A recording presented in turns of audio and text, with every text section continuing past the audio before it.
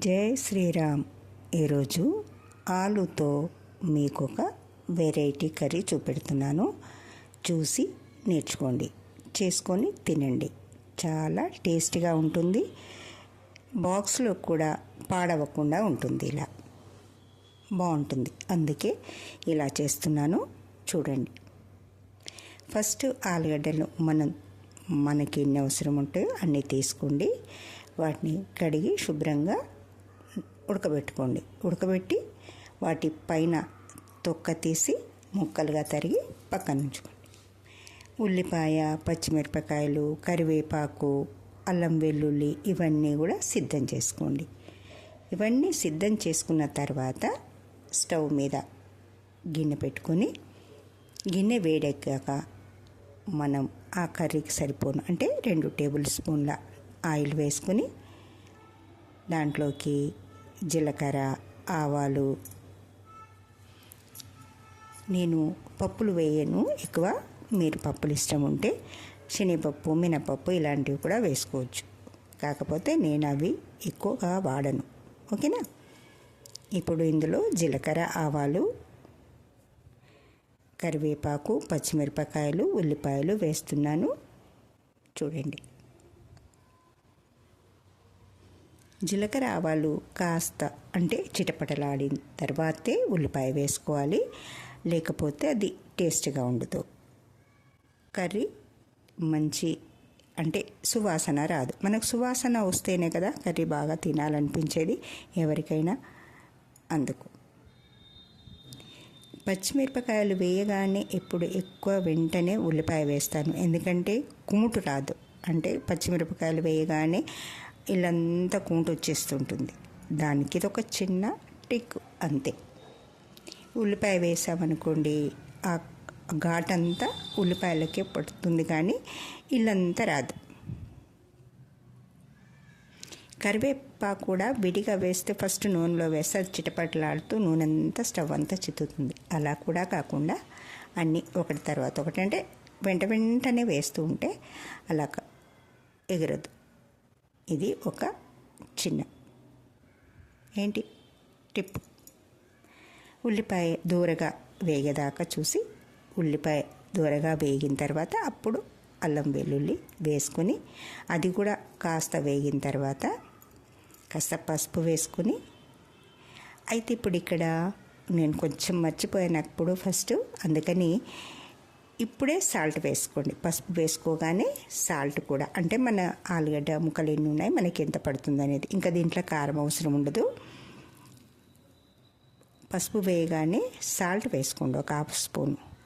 ఇక్కడ ఇది వేస్తున్నప్పుడు గుర్తొచ్చింది, అందుకే మధ్యలో కొంచెం ఆపి అప్పుడు వేసాను సాల్ట్. ఎందుకంటే నూనెలో ఉంటే అన్ని ముక్కలకు పడుతుంది. అందుకు ఆలుగడ్డలు మొత్తం వేసిన తర్వాత వేస్తే అటు ఇటు కావచ్చు. అంతగా టేస్ట్ అంటే పాడవకుండా ఉండాలంటే ఫస్ట్ నూనెలోనే వేయండి. నూనెలో వేయడం వల్ల ప్రతి ముక్కకు నూనె పడుతుంది, కనుక సాల్ట్ కూడా పడుతుంది. కూర తొందర పాడవదు. అందుకు ఇది మనం ప్రయాణాలలో కూడా ఎక్కువగా చేసుకొని తీసుకెళ్ళొచ్చు.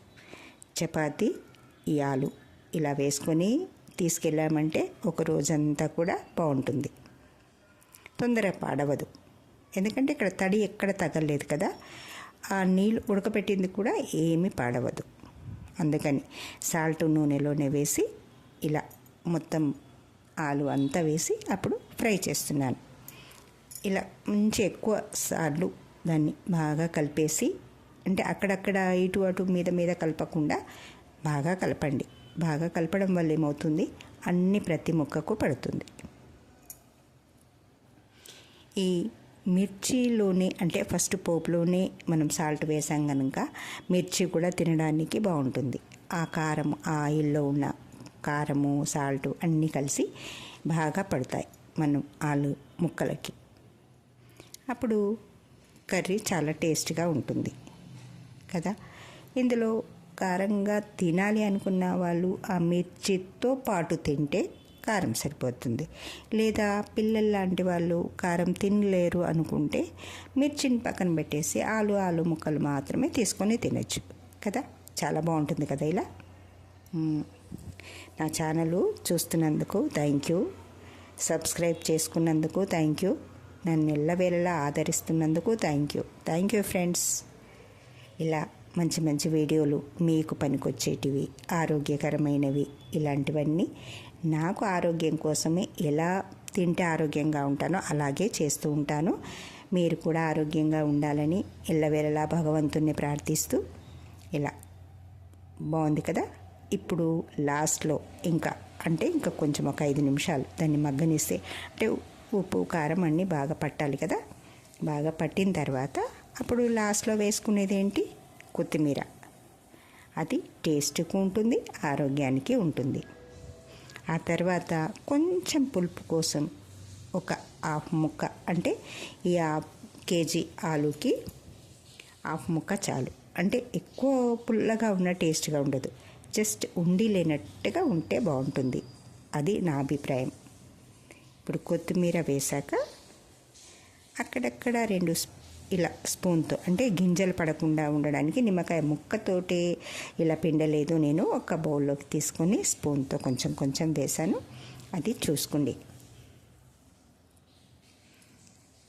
చిన్నగా, అంటే అక్కడక్కడ అలా అలా పడుతూ ఉంటే ఒక్కొక్క ముక్కకి అలా పడుతుంది. వెంటనే కలిపేయచ్చు. కలిపేస్తే ఇప్పుడు కొత్తిమీర అంతా మీకు ఇక్కడ డెకరేషన్ పోతుంది కదా అని నేను వెంటనే కలపట్లేదు, తర్వాత కలుపుదామని. ఓకేనా. అలా అంతా చిన్నగా వేసేసుకోండి, అన్ని ముక్కలకు పడుతుంది. తర్వాత కలిపేసామనుకోండి బాగా పడుతుంది. ఇప్పుడు ఎలా ఉంటుంది, కొంచెం పుల్లగా, కారంగా, కమ్మగా ఉంటుంది. కూర రెడీ అయిపోయింది, పర్ఫెక్ట్. ఇప్పుడు బాక్స్లోకి సర్దేసుకోవచ్చు. తిని ఎలా కుదిరిందో నాకు కామెంట్ చేయండి. ఓకే ఫ్రెండ్స్, మళ్ళీ కలుద్దాం ఇంకో వీడియోతో.